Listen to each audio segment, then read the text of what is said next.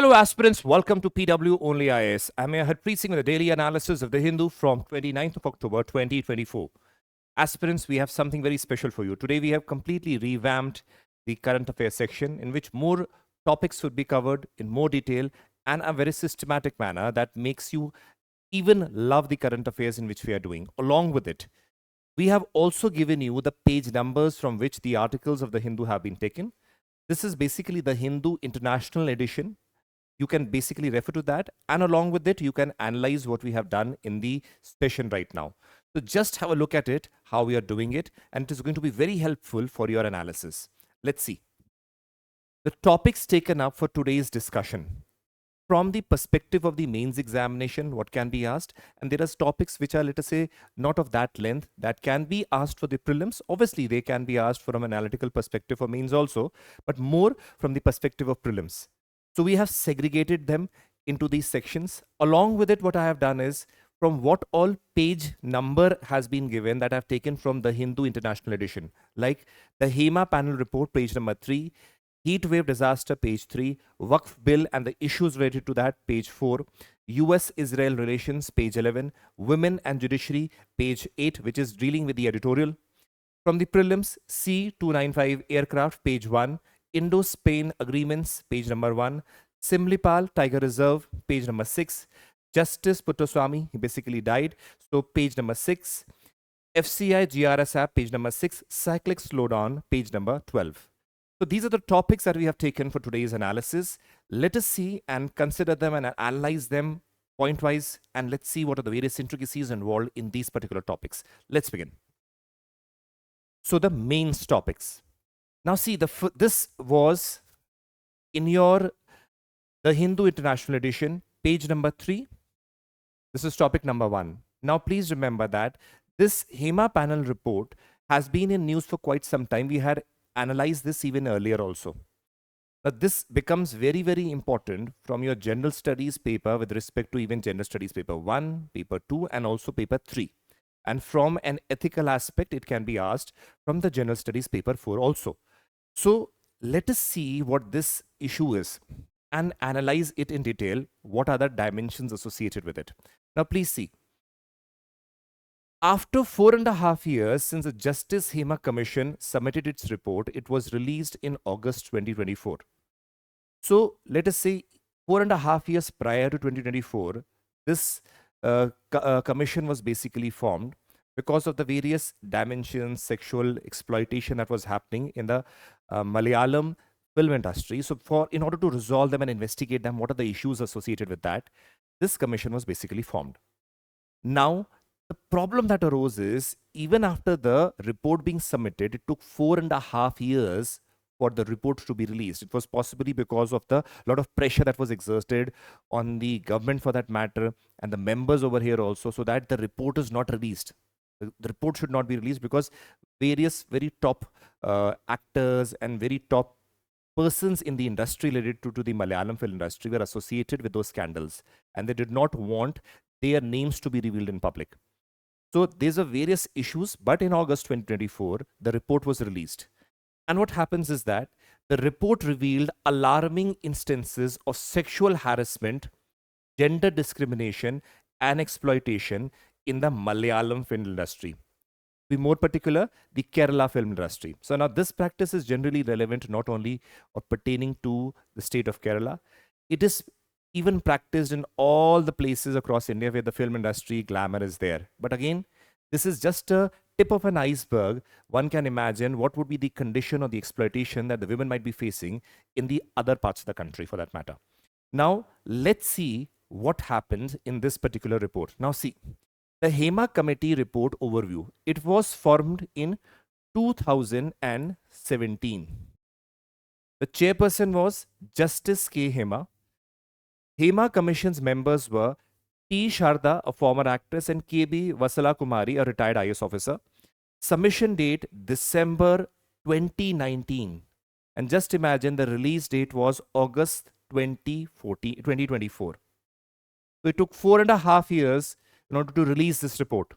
So one could definitely sense a sense of corrupt practices that might have been there. the pressure that might have been exerted from very top people, which basically prevented the revealing of the names who are basically involved in sexual exploitation of the women and the actresses in the film industry.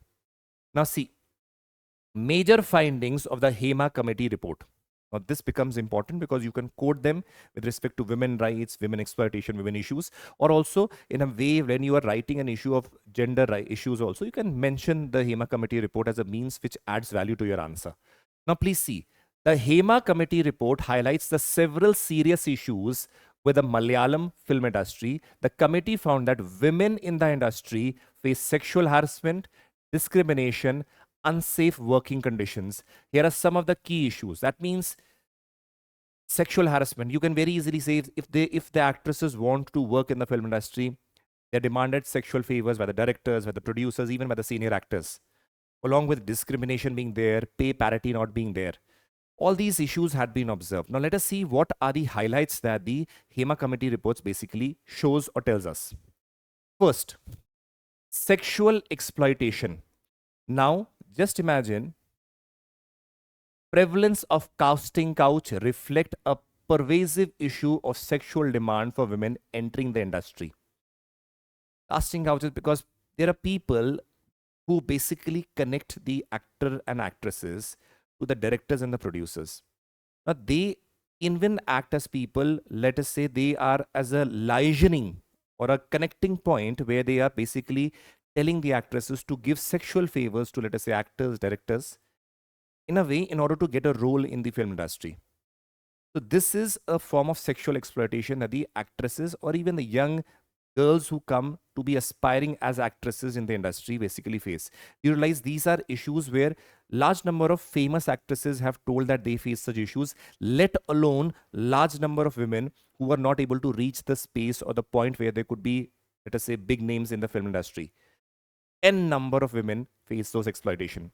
When we come here, we realize that harassment and abuse.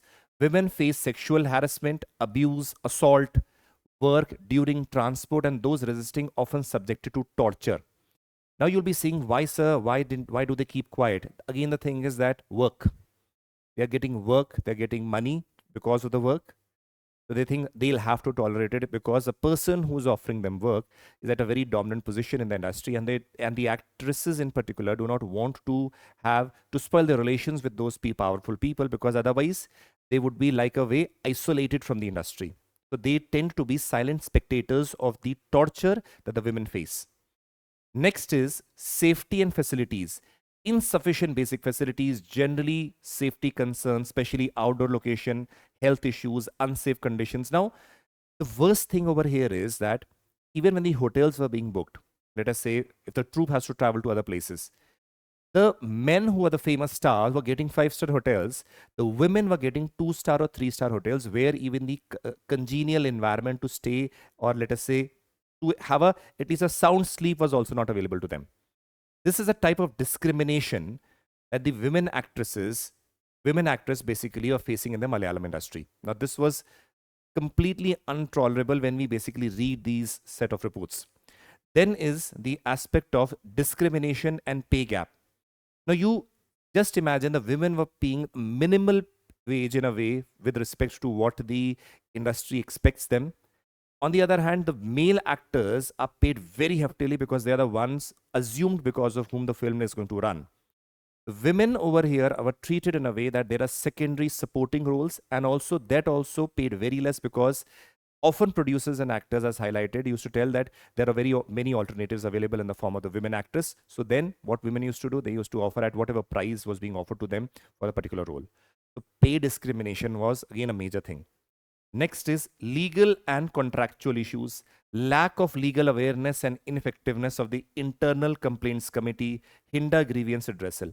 So in spite of, let us say, problems being reported by some of the actresses, there was no internal complaints committee there, no FIRs being registered, no action being taken from the part of the producers and directors, because they said, how could an actor or a person of such a high dignitary or the position of a director or producer do such a thing? Though these things are prevalent, but then again, the women were told to keep shut. Next, deep-rooted gender biases. Again, this is a representation of the patriarchal system. We very often say that state of Kerala has very high literacy rate. We talk about cases where women are empowered over here. No, this is a reality in a way, the other side also. We realize that the exploitation being faced by women, the pay discrimination being there, along with it, we realize a sense of patriarchal system or the dominance of man in the film industry, the fact that the man is the one who is running the films is again being represented over here. That is why the women are facing such issues. So these were the major findings of the Hema committee report. Now, what happened is, second thing that comes over here is, then what were the recommendations of the Hema committee report? See, there were certain recommendations made, and these recommendations were expected by the industry to adopt, along with the government basically taking action on that. So see, first thing was grievance redressal mechanism. They basically said there is a need for setting up of a internal complaints committee to handle complaints related to the women in this industry. Now you realize that in the film industry, when the film are being shooting is going on, of course there are certain women also, but majorly the troops, the cameramen, so many people, majorly it is has been one where large number of male are working. Along with it, they might have certain supporting actors, a female actor, a lead actor. But what happens is that because of that, the dominance of man being there, the women issues are not basically highlighted. So the recommendation is there has to be an internal complaint committee which will resolve the issues which the women face in the industry. They can file a complaint with the internal complaints committee and they will resolve the issues. That is one major recommendation. Next is strict implementation of law. Calls for implementation of the existing laws related to sexual harassment and general equality at workplace. We'll be seeing these laws also right after this. They want to see a rigorous implementation of these laws, because non-implementation of these laws has been a reason for such level of discrimination to increase to that level. So let's move ahead. Next is awareness program. A report, the committee recommends conducting mandatory awareness programs to educate caste and creed. Please understand, there is a very important thing. When the women we are seeing are facing sexual harassment, we need to segregate the women over here also in a way. The ones who are at the top level actresses are the ones also facing a lot of sexual harassment and issues, but they are still aware of the fact they have the ability to file a complaint. That is why such issues did come up. But then there are other troops supporting actresses or the lower level crews who are basically women, are not educated enough to know the rights related to these issues. They are even at a worse condition. So that is why awareness building and telling them the know-how, what are the avenues that are available to them in case they face such issue, is very, very important. That is why awareness program is being focused here. Next is increased representation of women. Hema committee report recommends basically need for greater representation of women in decision-making roles with the industry initiatives. So again, bodies which are concerned with the decision making, or the organizations or the unions with respect to the film industry, they should have more or a greater number of women in their decision making panels basically. So this is being again recommended. Next is support system for women. Reports suggest establishment of support system including counseling services assist women who have faced harassment or discrimination. So that means who have, particularly the ones who are at the lower level, who have not been risen to the level of the actresses for that matter. Again, they are women, they have equal stake, equal rights in this nation. So for them who have faced harassment, or for that matter any level in this industry, counseling is also required. Counseling means again getting back to the normal way of living, because remember, this is not only a physical torture but a mental torture that the women faces. And in order to resolve that, again counseling does help along with it, because remember that without counseling it is going to be very difficult to come or lead a normal life. But the legal action should also be taken against the people who are the culprits who have done this to so many women. So this was the recommendation of the Hema committee report. Now please understand, legal framework for sexual assault in India. So there are a lot of legal framework, laws that are mentioned over here. We see the Indian Penal Code provision. We have section 375 that defines what constitutes rape, including non-consensual sexual intercourse. 376 specifies punishment for rape. Section 37A covers the aspect of rape results in death or persistent vegetative state. Section 376 addresses the aspect of marital rape indirectly, not directly. Section 354 deals with the assault of criminal force intended to outrage the women's modesty. So these are under the IPC. Now, if we move ahead, we realize that protection of children from sexual offenses, because you realize that there are a lot of child actors also there, women or female child actors there. Now that female child actors, along with it, obviously the male also going to be there, but women are more vulnerable in this case also. So, scope protects the children from sexual crimes, assault, harassment, and pornography. Punishment imposes severe penalties, including long imprisonment, fines for offenders. Next is Criminal Law Amendment Act 2013, which was basically amended after the Nirbhaya incident that took place. Now, see, enhancement expanded the definition of rape, introduced new crimes related to sexual offense following the Delhi gang rape case. New offenders include crimes like stalking, voyeurism, acid attacks with specific punishments have already been added. So these are again the provisions that are there. But now one more thing is important is we realize that film industry itself is a workplace. So Sexual Harassment of Women at Workplace Prevention, Prohibition and Redressal Act 2013 is very, very important. Scope protects women from sexual harassment at work. Mechanism requires workplaces to set up the internal complaints committee to handle the harassment complaints. Because if there is any complaint, for that matter, all the MNCs are required to abide by this law. Even at the private sector, even in the public sector, if certain harassment case happens, then obviously you have to complain to the concerned authority. An internal complaints committee is basically formed, which basically listens to the problem that is there from the either side, the one who is being blamed and the person who is being the victim. And then accordingly, the decision is taken.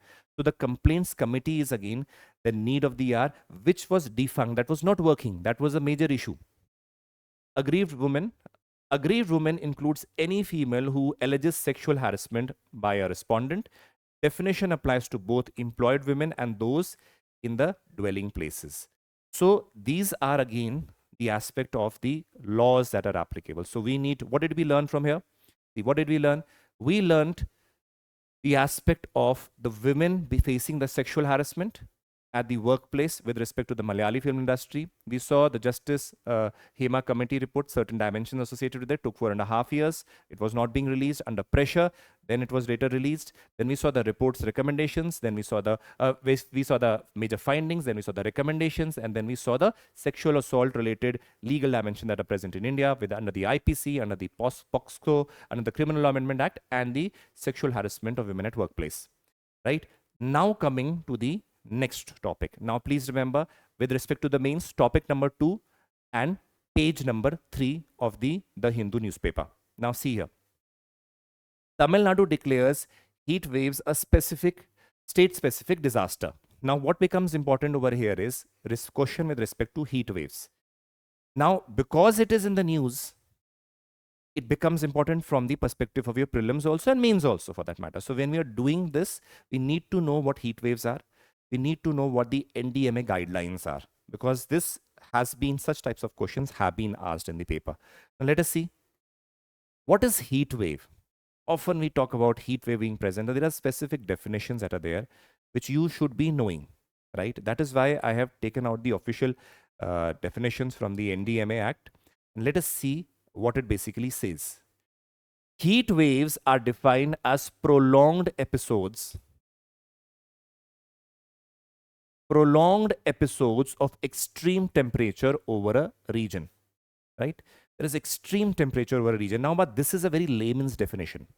When you're writing for civil services or writing an answer for civil services, you need to be more precise. Now see, Indian Meteorological Department considers the following factors when determining a heat wave. See, what are the criteria? Temperature threshold. In the plain regions, a heat wave is declared in plains when the maximum temperature reaches at least 40 degrees Celsius. So in the plain regions, if the temperature is at least 40 degrees Celsius, it can be declared as a heat wave. In the coastal regions, a heat wave is declared when the maximum temperature reaches at least 37 degrees.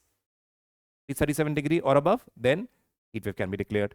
Hilly regions, in hilly regions, a heat wave is declared when the maximum temperature reaches at least 30 degrees Celsius. Obviously, we know that coastal regions are influenced by the breezes that are there.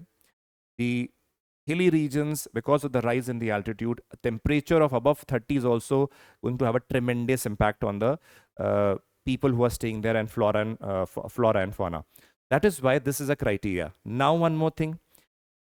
This is something, please remember, you should be knowing, because in the examination when it is asked, this precise definition is what is expected of you, right? Next, temperature deviations from the normal. Alternatively, along with it, let us say if certain other alternative criteria is also there. Alternatively, a heat wave is declared when the maximum temperature rises between 4 to 5 degrees Celsius and 6 to 4 degrees Celsius above the normal temperature. So if the temperature rises above the normal temperature, ranging in this by 4.5 degree to 6.4 degree, then also a heat wave can be declared. Above, that means a normal range of temperature is there. The temperature rises by 4.5 to 6.4 degrees from above the normal temperature. In that case also, a heat wave can be declared in that region. Severe heat wave, if the maximum temperature departs from more than 6.4 degrees. That means severe heat wave with the maximum temperature. That means from the normal level, it is departing or rising by, let us say, 6.4 degree. Then it can be declared as a severe heat wave. Extreme heat, additionally, a heat wave condition arises when the area records a maximum temperature of more than 45 degrees and up to 47 degrees on any given day. So what did you learn from this? There are certain criteria based on which a heat wave is declared. The first definition that you did was something a layman's definition a class 10 student can also define. There's a difference between you preparing for civil services and a class 10 student. This is prolonged episodes of extreme temperature in a region, agreed. But what are the criteria? For the plains, at least 40 degrees Celsius. For the coast, at least 37 degrees Celsius. For the hilly regions, at least 30 degrees Celsius. And temperature deviation from the normal, if it is in the range of, let us say, 4.5 to 6.4 degrees Celsius above the normal temperature, then also a heat wave can be declared. A severe heat wave, in case the temperature from the above normal is, from the normal, it is greater than, let us say, 6.4 degrees Celsius above the normal, then also a severe heat can be there. And extreme heat, in case the temperature is basically in the range of 45 degrees Celsius to up to 47 degrees Celsius, then also it can be declared as an extreme heat condition. This is the aspect of heat wave, because such things were being experienced in Tamil Nadu during the summer months. That is why this discussion is being carried out. Now, please understand what is the impact of the heat waves. The impact of the heat wave typically involves dehydration, heat cramps, heat exhaustion, or heat stroke. Now, let us see what are these things. Heat cramps, edema or swelling, cyanops, that is fainting, generally accompanied by fever below 39 degrees Celsius, that is 102 degree Fahrenheit. So heat cramps, heat exhaustion, fatigue, weakness, dizziness, headache, nausea, vomiting, muscle cramps and sweatings because of the such high temperature. Heat stroke, body temperature of 40 degrees Celsius or 104 degree Fahrenheit or more, along with seizures or coma. This is basically potential fatal condition that happens. So this is an outcome. You can have heat cramps, then at a severe condition, heat exhaustion, even a severest condition, that is a heat stroke. So this is again the impact that we can observe from the case of a heat wave. Now please understand, there are certain, this is from the Indian Meteorological Department, IMD. There are certain codings given. Why I have written is because in the examination, preliminary examination also, you know, you never know, UPSC asks you regarding some coding, color and all. And that is why it is important to understand. See, color code, green color, that means no action is required. Alert, it is a normal day. Warning, no need, maximum temperature or near normal. Impact, comfortable temperature, no action is required. This means green means normal condition. There is no heat wave like condition. It is absolutely fine, no issues. Yellow alert, be updated. Heat alert is there. Heat wave conditions at isolated pockets can persist for 2 days. Moderate temperature, heat is tolerable for general public, but health conditions for vulnerable people, for like infants, elderly people with, let us say, some chronic conditions. That means there is, let us say, heat wave like conditions over there, but again, a little bit tolerable from the perspective of the average healthy person. But when we go on to the orange alert, that means severe heat alert for the day. Severe heat wave conditions persist for 2 days, and though not severe, but heat wave persist for 4 or more days, then also it can be this condition. High temperature, increased likelihood of heat, illness symptoms, again, a lot of issues with respect to elderly people, possibility of heat stroke in a longer term, heat exhaustion, muscle cramps, all these things will come. So this is again 3 level of alerts which are there: green, yellow and orange. Severest being over here, we are seeing the orange. Clear? So this is again a color coding by the Indian Meteorological Department. Now see, because we are doing every topic comprehensively, we need to see what are the guidelines of NDMA also, right? Okay, NDMA guidelines for the heat waves. What are the suggestions? Avoid going out in the sun between 12 noon to 3 p.m. Drink sufficient water. Wear lightweight, light-colored and porous cotton clothes. Avoid high-protein food and do not use stale food or consume stale food. These are certain things that have been mentioned again. In order to, these are those practices in which how you can keep the body temperature lower, right? That is more concern with respect to clothing, whether you're eating. Sufficient water is there because of the heat, dehydration can be there. Along with it, use ORS, homemade drinks like lassi, to torani, that is rice water. Keep animals in shade, keep your home cool, use curtains, sunshades, use fans, damp clothing, and and try to bathe in cold water frequently. So these are certain things that are mentioned by the NDMA guidelines. Clear? So this was a topic. Next, moving ahead, topic number 3, that is page 4. It mentions about the Waqf bill. Now, this is a topic which I've taken it in a lot of detail, and it will help you analyze the topic from every aspect. Clear? Let's move ahead. We all know that the Waqf bill has basically been is now in the hands of the JPC, Joint Parliamentary Committee. We also know what is a JPC, ad hoc committee, which is basically created for a specific purpose. We had studied in the previous lectures. Now, for us, what is important is that understanding the dimensions associated with Waqf. What is Waqf? How is the term or concept originated? What are the issues associated with that? And what are the provisions of the act or provisions of the new bill that has basically come up? So we'll be seeing all those things. Now have a look at here. On August 8, Waqf Amendment Bill 2024 and Musalman Waqf Repeal Bill 2024 were introduced in the Lok Sabha. Right? These 2 bills were introduced. You should be very clear. It was not 1 bill, but 2 bills were introduced. What are these bills? We will be doing this bill in detail because this is a major thing that has to be discussed. Waqf Amendment Bill to amend the Waqf Act of 1995 to redress the issues and challenges in regulating and managing the Waqf properties. Now, it is referred to the JPC. That is what is being mentioned over here. There are a lot of heated arguments among the various parties that are going on. So, for us, it is important to analyze a bill, right, rather than going into the political dimensions. In this Musalman Waqf Repeal Bill, basically it repeals the Musalman Waqf Act of 1923, which was basically enacted by the Britishers as a colonial measure. So it was of no use. A colonial era legislation that has become outdated and inadequate in managing the Waqf properties. So the government of India is basically repealing this particular act in order to have this particular act which would be properly regulating the Waqf properties. Right? Now comes the aspect background. What do you mean by Waqf? Right? Very often this thing comes into your mind. What is Waqf? What is Waqf? Please refer. Waqf refers to properties dedicated exclusively for the religious or charitable purposes under the Islamic law. And any other use or sale of this property is prohibited. That means these are those properties which are for the religious purpose under the Islamic law, or due to some charitable purposes, someone has given the land to, let us say, the Waqf. Now, the sale of these property is completely prohibited because it is in the name of Allah or the God. That means it is for the religious purpose. It cannot be sold. So that is why any modification or any dimension with respect to this Waqf property are being debated by the stakeholders. Right?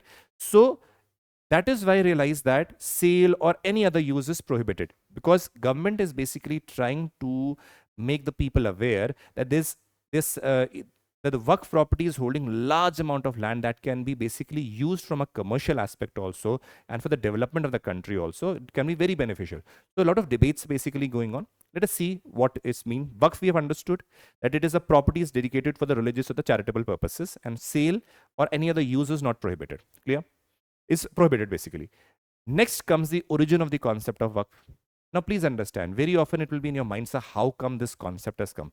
Please remember, the concept of Waqf is present in India. There are various Islamic countries where no such concept exists. It doesn't even exist in countries like Turkey, for that matter. It is not present in large number of Islamic countries, but present in India. Now see, in India, the history of the Waqf can be traced to the days of the Delhi Sultanate. During the time of Delhi Sultanate, this concept basically came up. Now, this can be asked in your paper itself. You would have read the act normally, what are the provisions, but it asks you the historical dimension of Waqf. So that is why you should be knowing, right? Early days of the Delhi Sultanate, when Sultan Muizuddin Sam Gahor, right? Sultan Muizuddin Sam Gahor dedicated 2 villages in favor of Jama Masjid of Multan. Please remember, not Jama Masjid of Delhi. That time it was not even formed.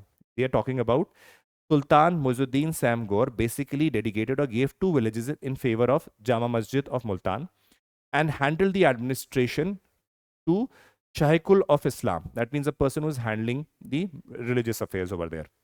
With the time, the number of such Waqf properties, or let us say donation or giving of such properties to, let us say, mosque or for the religious purposes, kept on increasing.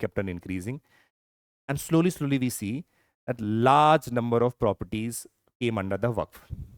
And what were these? These were for religious and charitable purposes. As we have seen that the Sultan had given it to the Jama Masjid of Multan for a religious or a charitable purpose. So for that, you realize that there was some requirement for handling them also. That is why those Waqf board and Waqf properties handling concept also came into being, right? But where did it start? It started from the Delhi Sultanate time. Now, as we move ahead, please understand, there were various legislation. The Waqf Act of 1954. Then later we had Waqf Act of 1995. Basically, it empowered the Waqf board to a great extent, and in a way that it created as a super body, where the interference even by the courts was also prohibited. They could basically keep a stake. Let us say they could declare any property as Waqf property, and then you cannot question it also.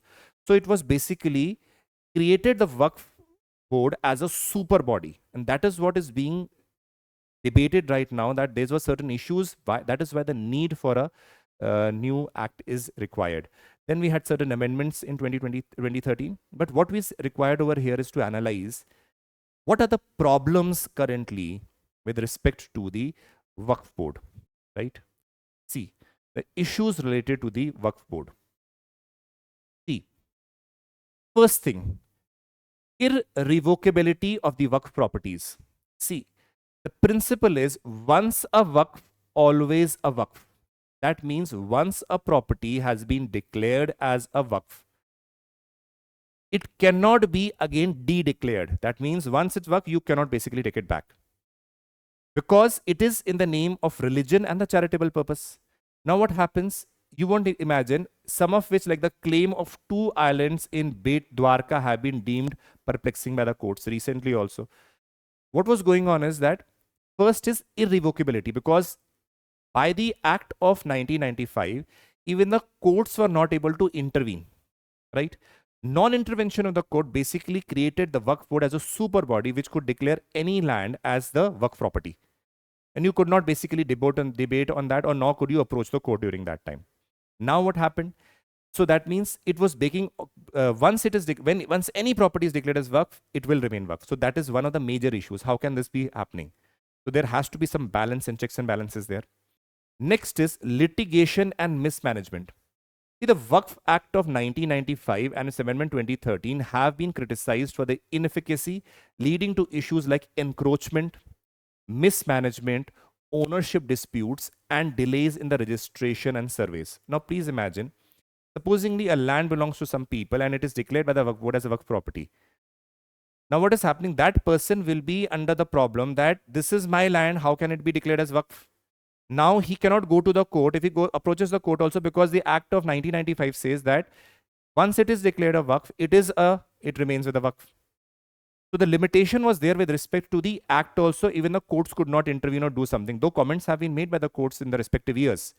But this led to a lot of encroachment of the land and the mismanagement of the land. That is one of the major issues again that came up. Next is no judicial oversight. As I had told you earlier also, no judicial oversight over the tribunal decision. That is a Waqf tribunal. We'll study that. Waqf tribunal was basically in order to resolve the disputes of the Waqf. Now, no judicial sites, that means the court could not basically intervene with respect to the Waqf management. Without the possibility of appealing to the higher judicial body, decisions made by the tribunal may undermine the transparency, and that is why the issues of mismanagement with respect to the Waqf board were existing. When the judicial oversight is not there, just imagine this is something goes against the basic principles of the Constitution of India. So that is why this was being observed in case of the Waqf board. No judicial oversight, litigation mismanagement, irrevocability of the Waqf properties. As we move ahead, see, unsatisfactory survey work. Now please understand, the work of survey of the Waqf properties, that means you need to know now how much Waqf board basically has that land. Survey is required. For that, by survey commissioner was found unsatisfactory. Even survey of Waqf properties is still to be started in the state of Gujarat and Uttarakhand. In Uttar Pradesh, the survey was ordered in 2014, yet to be started. So we realize that there is a hesitation with respect to getting the land being surveyed. So proper survey not being there, further issues with respect to, let us say, disputes happening between, let us say, the surveying authority and the Waqf board. So a lot of mismanagement dimensions are visible in this, because see, even if you see the defense estates, do you realize that defense estates, where through civil services, the people who qualify the civil services, Indian Defense Estate Service, you'll be realizing that there are specific government bodies over there, officers who are there, who basically are there for handling the properties, management of the properties, surveying the properties, everything is there. But here, what do we realize? We realize that no proper surveys are being done, how it is being utilized, what are the dimensions associated with it, how the land has increased, what were the reasons behind it. For that, survey is required, and that is not being done. Or let us say, in a way, efforts are being made so that it is avoided. The Waqf board has tried its best to avoid such surveys being done. So that is what creates a lot of issue. Misuse of the provisions. Now, please remember, a lot of misuse has been done under the Waqf Act of 1995. It is observed that the State Waqf Board have also misused some of the provisions of the Act, which created disharmony and discontent among the communities. Section 40 of the Waqf Act was widely misused to acquire and declare a property as a Waqf property. This has not only generated an enormous number of litigation, but disharmony. What happens? This has basically led to communal issues also. Because Section 40 is basically, you can acquire a land, once declared a land, it becomes a Waqf property, and it cannot be basically litigated, or let us say one cannot go to the court again on that issue. What happens? It basically, if this person belongs to some other religion, and possibly the issues between the communities rise and disharmony is basically an outcome of that. So this was basically leading to communal issues also. Next, last is constitutional validity. Waqf Act is a special act for the religious properties, only one religion of the country, whereas no such law exists in any religion. In fact, the PIL has been currently filed in the Delhi High Court asking the very question. So special provision has been given to one religion with respect to the property, and that is what is creating, whether it is going against the spirit of the Constitution or not. So that is being basically debated over here. So that is against the constitutional spirit. Now, these are the 6 major issues that the Waqf board has. Now, if we move ahead, we will see the Waqf Amendment Bill 2024, the provisions. In order to resolve this, the act, basically this bill has been there, and it is with the JPC right now, which is being debated. Now, let us see what are the provisions of the Waqf bill. See here. It says formation of Waqf. The act allows for the Waqf to be formed by declaration, recognition based on the long-term use, or endowments with a line of succession. Now, this is something with respect to how it is going to be formed. Very simple. But the bill states that only a person practicing Islam for at least 5 years may declare a Waqf. Now, this is again a clause that has been added. Now, what I am doing is, the places where the places where the people from the Muslim community are having problems, or for that matter, debate or controversial problems are coming with respect to the act, I'm marking them with, let us say, in red color, right? Now, this is something, again, being debated. Why for 5 years? Why if a person is adopting Islam now only, why can't he be allowed this power or not? So again, this comes into problematic situation for them. Now, government property as Waqf. Now, please remember what was happening earlier on. Even the government properties owned by the government of India were declared by Waqf board as their property. And even the government could not basically take action. Why? Because under the Waqf Act of 1995, once declared a Waqf remains a Waqf. So what has the government done? It says that any government property identified as Waqf will cease to be so. So the government properties cannot be a Waqf property. So the collector of the area will determine the ownership in case of unnecessity and report to the state government. So again, this is a very positive measure that has been taken. Power to determine if a property is Waqf. The Act empowers a Waqf board to inquire and determine if it is a Waqf. The bill removes these provisions. Now, this is again a point of debate people are having, because what was going on? Waqf board has a power to inquire, and what it was doing under section 40, first inquiring whether it is own property, and then under section 40 declaring yes, it is its own property. And then once it is declared as its own property, you cannot basically debate, because section 40 gives it an immunity. Now that provision has basically been removed here, because it is not a judicial body in a way that has power to inquire, or not a civil court. That is why this provision has been removed. That was present in the 1995 Act. Again, a board of contention by people. Now see, survey of Waqf. The Act provides for appointment of survey commissioners and additional commissioners to survey the Waqf. Again, this is also being debated. Why? That it is assumed or taken as an intrusion into the Waqf property. No, but it is again a way through which at least survey would be done. So survey commissioners are being appointed. Next, Central Waqf Council. Over here, a lot of issues are there which are being debated also. Now, what is it that the Act constitutes? See, the Act constitutes a Central Waqf Council to advise the central and the state government and the Waqf board. The union minister in charge of the Waqfs is the ex officio chairman. Now, the union minister has basically entered over here, who may not be belonging to a Muslim community. One thing has come up, right? One thing has come up. Next is the Act requires all the council members to be Muslims. At least 2 must be women. The bill instead provides that 2 members must be non-Muslims. Now, this is what is being debated again from the Muslim community, that how come 2 non-Muslim members meet there in the board, in the council for that matter. So, MPs, former judges and eminent persons appointed to the council as per the Act need not be Muslims. So, this is again a bone of contention. Why non-Muslims taking the decisions which are related to the Muslim community? This is being debated. Now, with respect to the Waqf board, Act provides for election of up to 2 members, each from the electoral college of Muslims, MPs, MLAs, MLC, bar councils from the state boards. Now, over here, please remember, again, the provision comes, they need not be Muslim. Again, they said ki Waqf, in the Waqf board also, the clause has been removed that they need not be Muslims. So this is taken by the Muslim community as a means of intervention by the non-Muslim community in the Muslim community. So that is being debated over here. Again, 2 women should be at least women. This is also being debated by some people as why women role is being guaranteed. Again, but this is very subjective. But major issue is non-Muslim dimension. Now comes the composition of tribunal.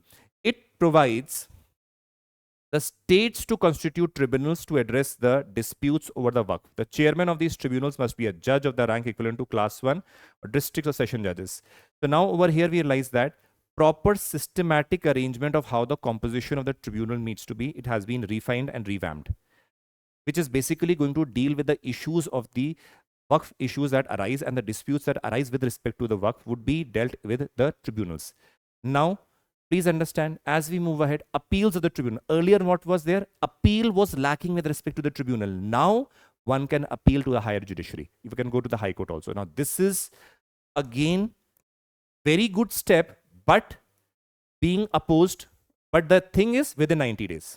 So, if you are not satisfied with the appeal, the decision of the tribunal, you can go to the higher court within 90 days.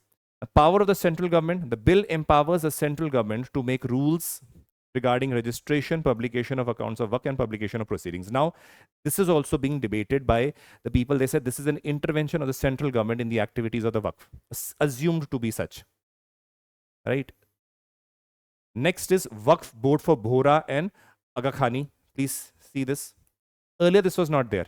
The Act allows establishing separate Waqf board for Shia and Sunni sects if Shia Waqf board constitute more than 15% of the Waqf properties in the state. The bill also allows separate Waqf board for Aga Khani and the Bora sects. Now, this is again a very important aspect because earlier only the Sunnis were having the Waqf board or the major dimension associated with them. Now, separate Waqf board for the other communities also is there. Now, this is seen as a balancing measure where excessive power that was given by the 1995 Act are basically being narrowed down so that natural justice prevails. So, we should understand that the Waqf board or the Waqf council are not being abolished. They are still there. The only thing is that we have to have the mechanism of checks and balances, which is being done by this amendment that is there, which is currently being debated. This is an important dimension which you should be knowing. Let's move ahead.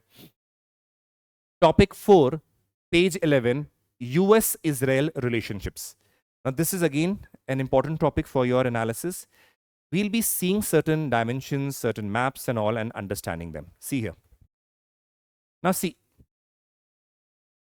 we currently are seeing that Israel is in a war basically, not war. Warlike conditions would be a small word. It is in a war condition with Iran for that matter. It is bombing the Gaza region, even the Hezbollah and the Lebanon. All these things are now going on. Now, please understand, how did it start?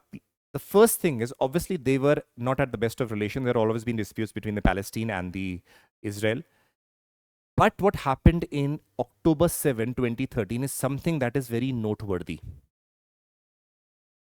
What basically pinched Israel to take certain actions? Again, we should be believing that any human atrocity, killing of the civilian is wrong, as stated by the Honorable External Affairs Minister, also Dr. Jaishankar. But see, let us see the dimensions. Attack was carried out by Hamas, right? Attack was carried out by Hamas in Israel, where 1,200 people were killed. Those were also honest civilians and civilian people who were killed. Now what happened? This basically led to the ripple effect. After that, the US President Biden went to Israel and he said that I am with you. You have full support of us. Immediately after that, getting that assurance from the United States, Israel started bombing Gaza. This is the Gaza Strip over here. Now, this is Israel. This is the West Bank region, the Golan Heights. So, this is the region where you see bombing started. Now, later on, Israel started bombing the Lebanon region where the Hezbollah was there, right? So, this is how it started escalating. And now we see other places like Iran and all getting involved over here. And the fight is escalating. Let us see the dimension. Our topic is with respect to United States and Israel. We will see it from a historical dimension also how these relationships evolved and currently how important they are. See over here.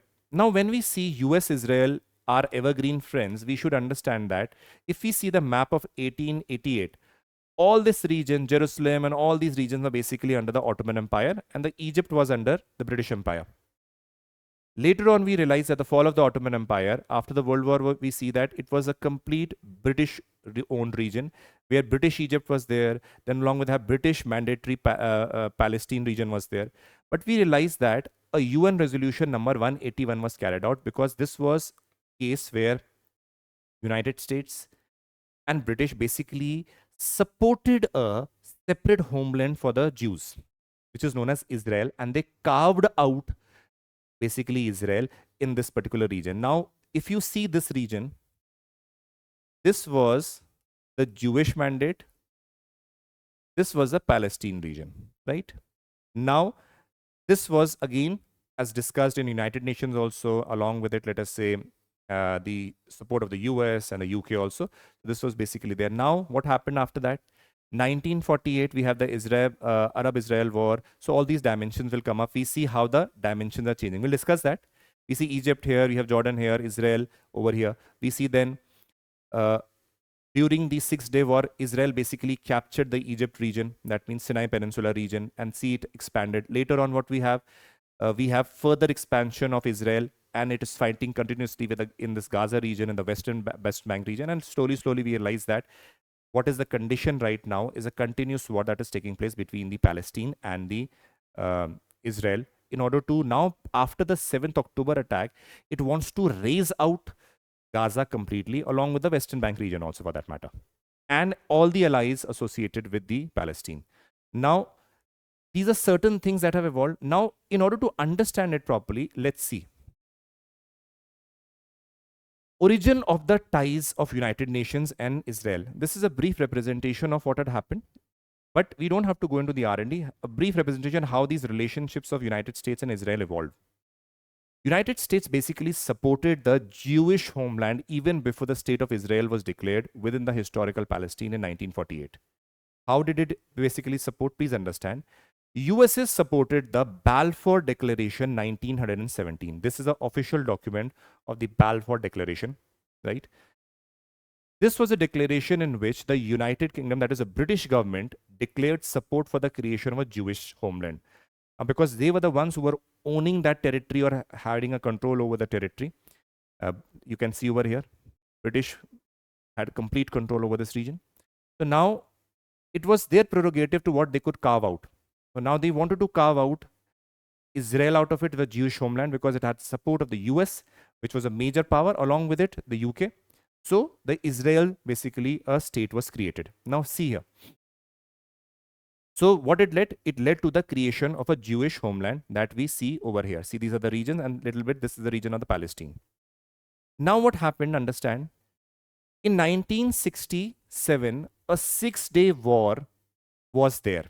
What was this war basically? This was a war where Israel fought Jordan, Syria, and Egypt, their combined armies, and defeated them. Over here, please understand that very carefully. We see now that how US and Israel's relations would have evolved. Over here, Israel did not take any major support from the United States. Did not take. And without that support, Israel defeated Jordan, Syria, and Egypt. Now, how did then United States come closer to Israel? The reason behind it is, please understand, Syria and Egypt were allies of the Soviet Union, USSR.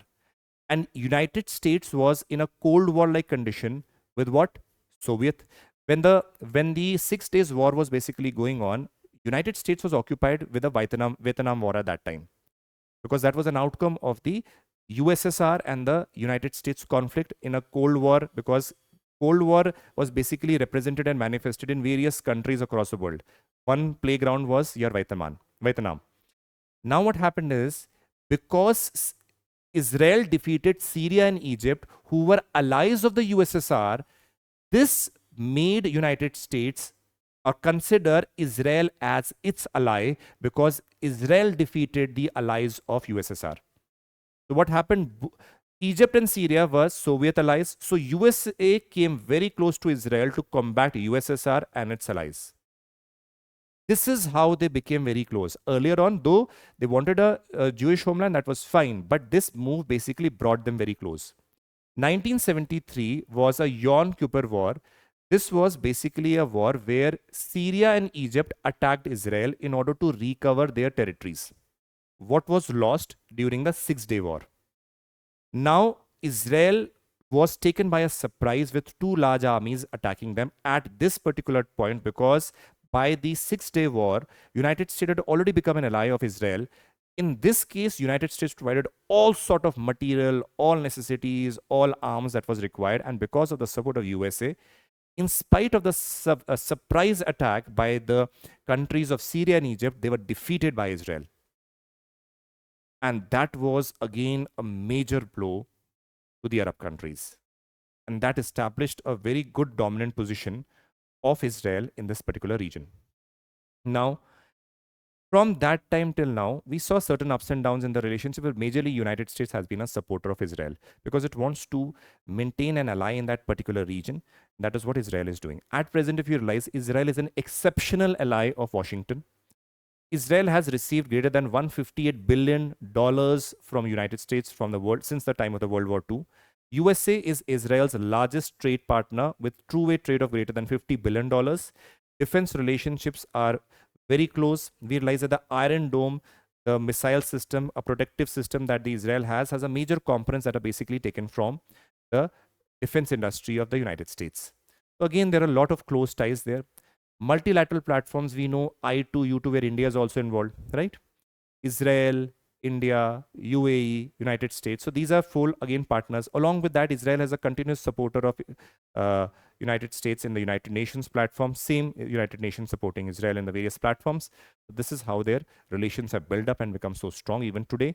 It is seen as a means, USA sees Israel as their major or a very close friend and ally, is there for any need when it is required for maintenance of peace and stability in that region according to the United States interest. This is again a dimension which we had to study. Next is the topic number 5. It is an editorial, page number 8. Underrepresentation of women in the judiciary. Now, this is a very important topic with respect to the GS paper 2. And says the women are very underrepresented in the judiciary. Now, what is the dimensions? Let's see. The topic basically talks about that briefly talks that the women representation in the judiciary is again at a poorer state.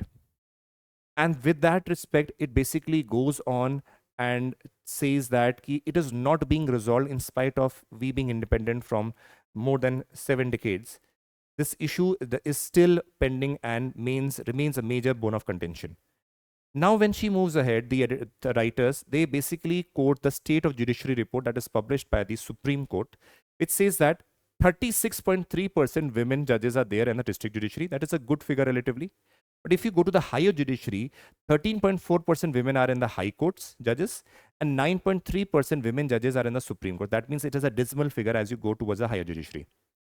Now, 8 high courts, including the high courts of, let us say, Uttarakhand, Manipur, Odisha, Meghalaya, Tripura, Chhattisgarh, Jharkhand, these have either 0 women judges or 1 judge maximum. You can just imagine the dismal condition. Now what happens is that if we see, this was with respect to the judges, a poor rate percentage of women judges being there. Another dimension is with respect to at the bar council, you realize only 15.31% women are there. So it itself is a very low representation in the bar itself. So what can you expect when with respect to the elevation of the advocates, judges to the judge level? You need to have adequate number of women advocates also, lawyers also there. But that is missing then in that case. Then we realize that the writers basically mentioned there are 2 major dimensions. One is the issue with respect to the entry level challenges that the women face, and other is an aspect with respect to the retention of the judges who basically are aspiring to become the judges, or let us say for how long can they be in the position of a advocate or a lawyer so that they can become the judges. So that retention aspect again becomes a lot of problematic aspect. Now see, judicial rules basically when you will be seeing the appointment of the judge to the position of the judges at the High Court, at the Supreme Court also, you'll be realizing that there is a word that is mentioned as continuity, continuous practice for these many years, 5 years, 10 years, that is there. Why it is mentioned? The word continuity is mentioned. But in case of women, what happens because of the family responsibilities, maternity leave, taking care of house, work, that continuity basically is not practically possible for the women. And that is why they realize that entry level only, they're basically not meeting the criteria, and that is why they fail to get the position of the judges also. So this is being mentioned over here. As we move ahead, we realize that very few women get an elevation. We know that there is issue of collegium system that is present, and if you see very limited set of families whose legacies with respect to judges have not been there, very few of them basically become judges. If we see close to 150, 160 families would be there. Generally from their families, we see a lot of larger number of judges being there. So over here again, the issue of judicial appointments also is a point of concern that is being mentioned by the Honorable Law Minister also. Similarly, because the appointment to the higher judiciary is in the whims and fancies of the collegium system that is there, it is not much. The government is also not able to do much. Further, harsh transfer policies, even when after the retention problem, what happens, even when a judge becomes a judge, women becomes a judge, because you realize that harsh transfer policies had been seen, a women from a Delhi High Court might be transferred to Meghalaya or Tripura or Arunachal Pradesh. These harsh transfer policies also create a lot of issues where many people tend to quit also because they're not able to manage their family aspects with respect to the professional life, which is very demanding over here. Then we realize that lack of infrastructure for the women. There are greater than 100 district courts which do not have toilet, which do not have the basic infrastructure that is there. That was also being mentioned by the Honorable Chief Justice of India, where he said that issues are there with respect to the infrastructural dimensions and crisis at the district judiciary. So how can you expect women to be there when the toilets are not there? There is lack of feeding rooms, lack of crutches for the young children that are there of the judges. These facilities are not there. People do not want to opt for being the position of a judge. They can better be lawyers if some bet into a certain case rather than being judges. Then there is need for course correction. Course correction, please remember, opportunity for women needs to be created. For that, we need to have judicial reforms in place. Over here, government along with it, the Supreme Court should work on the memorandum of procedure, right? Along with it, similar, some commonality, some common ground should be there where a transparent mechanism of appointment of judges is there, where even women get an opportunity to become judges, obviously based on their ability and capability. Along with it, we realize that women-centric infrastructure majorly at the district level has to be there, because we see that 36.3% of the women judges are there at the district level. So these are certain things being mentioned, and the how to resolve it was mentioned over here. Let's move ahead. Prelim topics, please see. Now topic 1, page 1. The plane over here is mentioned. You can see the plane. It was in the page 1. The plane is C295 aircraft. Now it is basically in the news, so becomes a little bit important. Built by Airbus, it is the first C295 medium tactical transport aircraft inducted by the Indian Air Force. What is this aircraft? That aircraft is also a special capability, short takeoff and landing. So that means short takeoff and landing is very useful when you are landing or taking off in the hilly regions, right? It can lift even from grass, soft and unpaved surfaces. Very good for landing in, let us say, the Himalayan regions, Arunachal Pradesh and the Ladakh region. Then C295 can also be used for mid-air refueling, fixed-wing aircrafts and helicopters. Aircraft is capable of performing special missions and disaster responses and the maritime patrol duties. So again, this is an important aspect. Next is Indo-Spain agreements. Topic 2, page number 1. We see over here the visit of the President of the Government of Spain, His Excellency Pedro Sanchez, to India. So what are the agreements that have been done? First, joint agreement of final assembly line of C295 aircraft in Vadodara that has been built by Tata Advanced System in collaboration with Airbus Spain. That is why the topic of C295 became important, right? Next is memorandum of understanding on the cooperation in the field of rail transport. Agreement on the cooperation and mutual assistance in customs matters. Setting up fast track mechanisms in DPIIT in India and Directorate General of International Trade and Investment, Ministry of Economics, facilitating mutual investment in the India and Spain, right? Next, cultural exchange programs, announcement of the year 2026 as a India-Spain Year of Culture and Tourism. That means for next year, India and Spain's relationship related question can be there in your prelims or the mains. Announcement of establishing Spanish consulate in Bangalore and operationalization of Indian consulate in Barcelona. Creation of a joint mechanism under the audiovisual co-production agreement. So there are certain agreements. Again, you don't have to remember all. It is just an idea you should know, because this can be indirectly or directly asked to you. So these are certain agreements that were signed by India, Spain. Let's move ahead. Topic number 3, Similipal Tiger Reserve, page number 6. It has been mentioned for you. Similipal, what it is important. See, I have highlighted certain things which are important for you. Similipal Tiger Reserves, it is designated as Tiger Reserve in 1956, included in Project Tiger in 1973, and declared as a Biosphere Reserve in 1994. It is recognized as a part of UNESCO's World Network of Biosphere Reserves since 2009.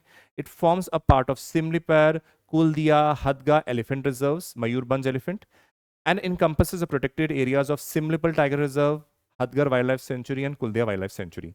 Now, where is the location? Northern Odisha in the Mayurbhanj district in the eastern ridge of the Eastern Ghats. Tribes.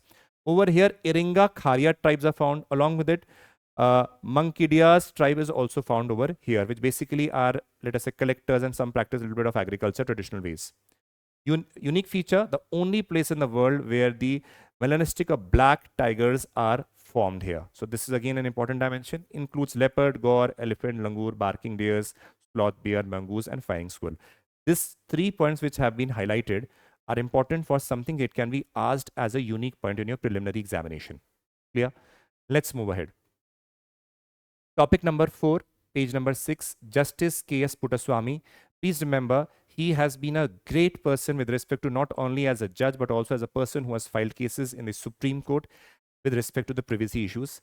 So just with respect to that, 2 judgments have been mentioned. I've taken up from the Supreme Court's basically books where they give an annual report. So from there I have taken. Over here, please remember, late Justice Swamy contended the right to privacy in the fundamental right enshrined in the Constitution. So that means K.S. Puttaswamy versus the Union of India.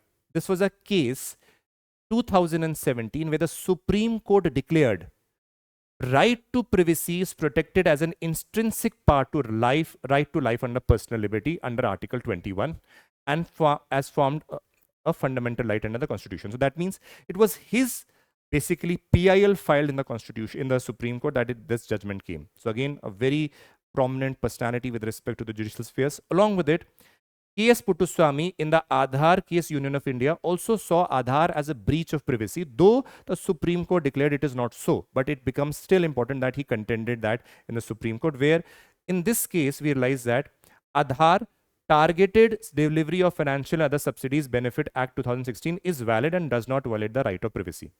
Though he viewed that a violation of privacy is there, but the Supreme Court said no. So, but again, this was a great person. We wanted as a means to remember the 2 acts, because this again, you can see the right to privacy associated with K.S. Puttaswamy, Justice K.S. Puttaswamy, right?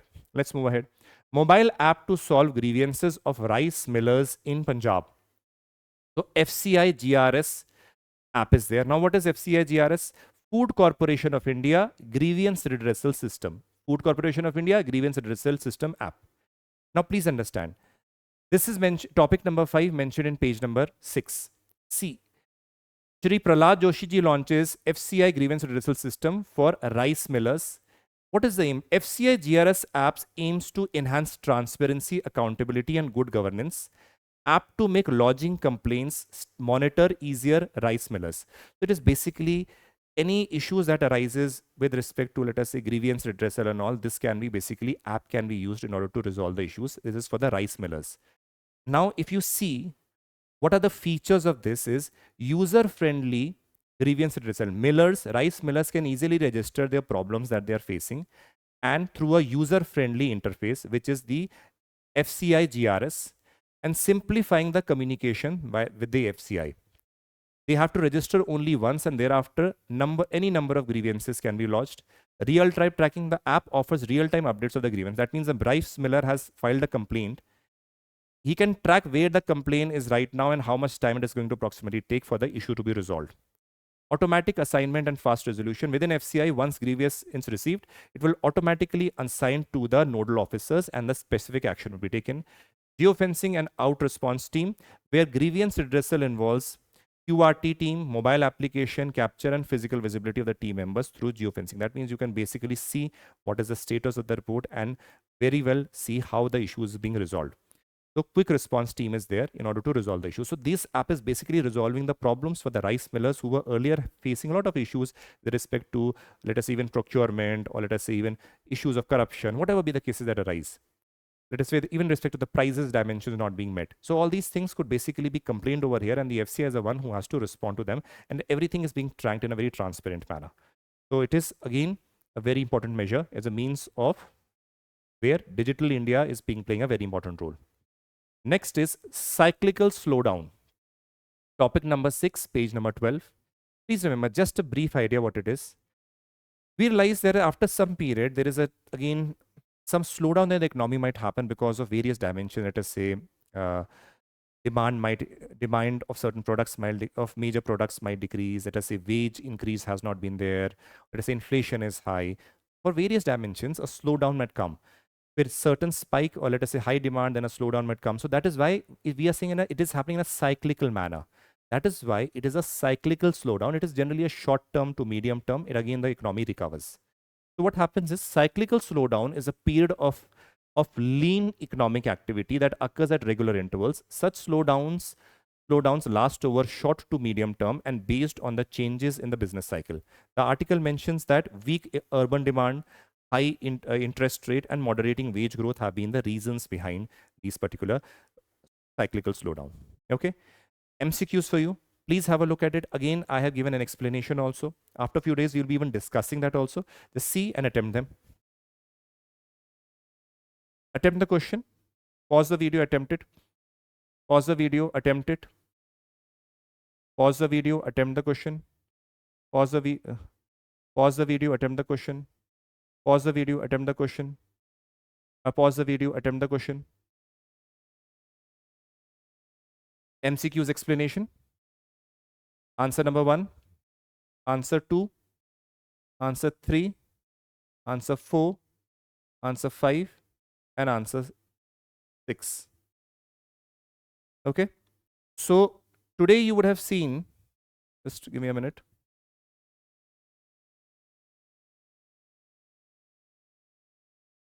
So today you would have seen that we have analyzed each and every aspect of the newspaper, what is required. This is the aspect that is required, not nothing more than that. We have covered all the newspapers, even the page number has been mentioned, what the news has been there. This is what is required. We can add certain aspects of explanation of the MCQs in future. Rest, you do not have to do R&D of the newspaper. Do not go ahead with more stuff. This is what is required for civil services. We slowly have reached to a level where the exact requirement of what civil services has been while covering all the aspects from the preliminary and the mains aspect. So I hopefully you enjoyed. Diwali festival is coming. Today is your Dhanteras. So happy Dhanteras to everybody. Have a safe Diwali also. We'll be continuing with the lectures also every day for the current affairs. God bless you. Take care. And at the last, Jai Hind.